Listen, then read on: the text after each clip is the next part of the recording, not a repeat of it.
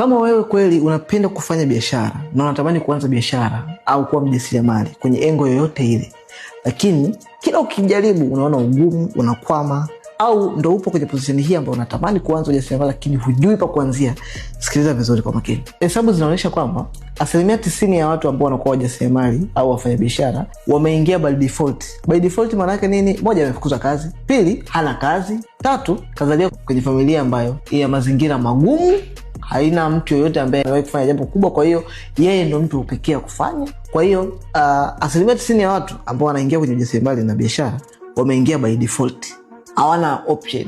Na 10% ndo watu ambao wamezaliwa kwenye mazingira ambayo familia zao zina ujasiriamali, wana familia, wana biashara, wana makampuni, wana kila kitu. So definitely hii 10% wanaweza wakafanya jambo likakubali by default. Kwa sababu gani? Tayari kuna systems zishatengenezwa za kuweza kurun kampuni ama biashara. Lakini sisi 90% tuliobaki, mimi na wewe, tunawezaje kuendesha kampuni? Tunawezaje kuendesha biashara? Tunawezaje kuanzisha ujasiriamali wakati hatujatokea kwenye mazingira ambayo kuna successful businesses, successful companies, successful entrepreneurs kwenye familia zetu? So kwa hiyo kinachotokea ni kwamba unaishi kwamba wewe tu kinatokea ni automatic pap uweze kufanya biashara na kuweza kuwa successful. Hiyo kitu ni ngumu na haiwezekani. So what to do?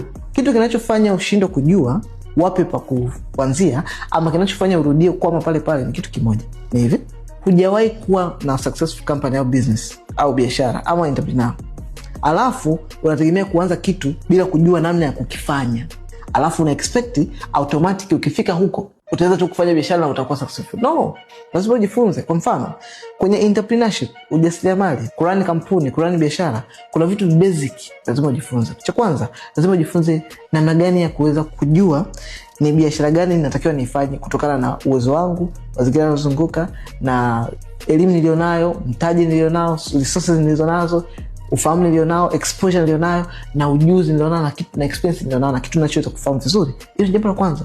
Jambo la pili, lazima ujue namna gani ya kuanza, unaanzia wapi sasa. Jambo la tatu, lazima ujue namna gani ya kuweza kupata mteja wako wa kwanza. Mtu anaanza biashara, naonaga watu wanaweka tu vibanda nje bwana, watu watapita.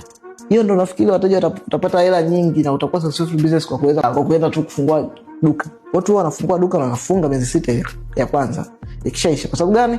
Waliamini toka walikuwa wadogo wanaona maduka yapo, kwa wanafungua duka na tegemea wateja watatoka tu from nowhere mbinguni wafike automatic.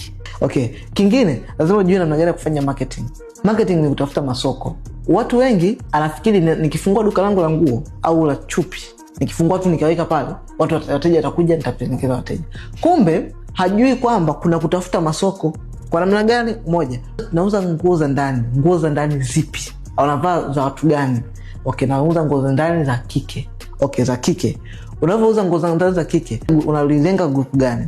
Unawalenga Gen Z au unawalenga millennials? Hizi nature hii ya nguo za ndani nazoziuza, hizi ni kwa Gen Z. Definitely unajua kusa, okay, soko langu ni nani? Gen Z. Nini cha kufanya baadaye? Lazima ujue, okay, hawa Gen Z wa kike na wanapatikana wapi sana? Kwa una analyze. Okay, kuna wapita njia, unaweza kwa Gen Z. Sawa. Social media wapo Gen Z wa kike ndio wako wengi sana kwenye social media. Okay, vioni wako wengi vioni. Kwenye majumbani muda wa mchana siwezi kuwapata Gen Z kwa sababu Gen Z watakuwa maofisini, mashuleni na kwenye kaika zao. Mara nyingi wanaobaki nyumbani wanaweza kuwa ni wamama wa nyumbani, millennials. Millennials nikimpelekea underwear za Gen Z ataanza kuniona like, na hii ni underwear au ni kibanio cha nywele? Kumbe ni underwear. Kwa hiyo unawapata wapi? Wapo maofisini.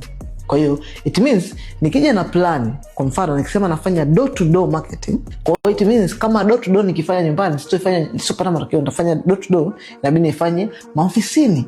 Na nikienda ofisini inabidi niendeje?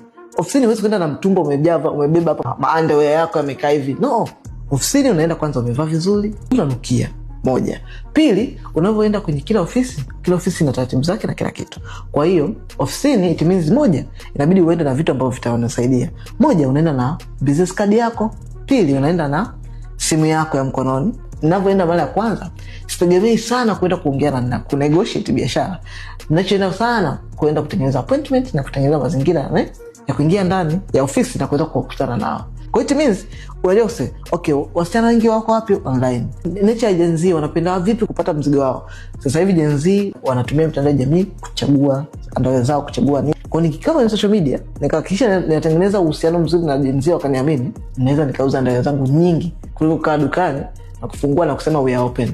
So hivi ni vitu ambavyo ni very basic ambavyo lazima uvifahamu ili kuweza kupata matokeo kuwa the best entrepreneur kwenye engo yako. Kwa hiyo ni marketing. Lazima ujue kuna kitu kinaitwa personal brand. Uweze kuwa tu mfanyabiashara huna personal brand. Personal brand ndio tunasema ni kitu ambacho kinakusaidia kujengea vitu vingi kwa wakati mmoja. So lazima ujue personal brand, lakini pia lazima ujue business brand. Hivi vitu vyote kwa ujumla ndio vinakuwezesha kuwa mjasiriamali bora ama kuwa mfanyabiashara mzuri. So hivi vitu uweze kuvijua automatically, lazima ujifunze. Ndio maana kwa mfano mimi hapa nimekuletea course maalum ambayo nimefundisha haya yote niliyoongea. Kama unataka kujifunza haya yote, comment neno course hapo chini. Mimi nitakutumia course hii maalum, utajifunza na kuweza kutoka kwenye kufungua biashara tofauti nyingi ambazo zinakwama na kufa kila siku, au kujua nini cha kufanya exactly kutoka kwenye level uliyo nayo kwenda kwenye next level ya biashara yako. Tukutane kwenye comments.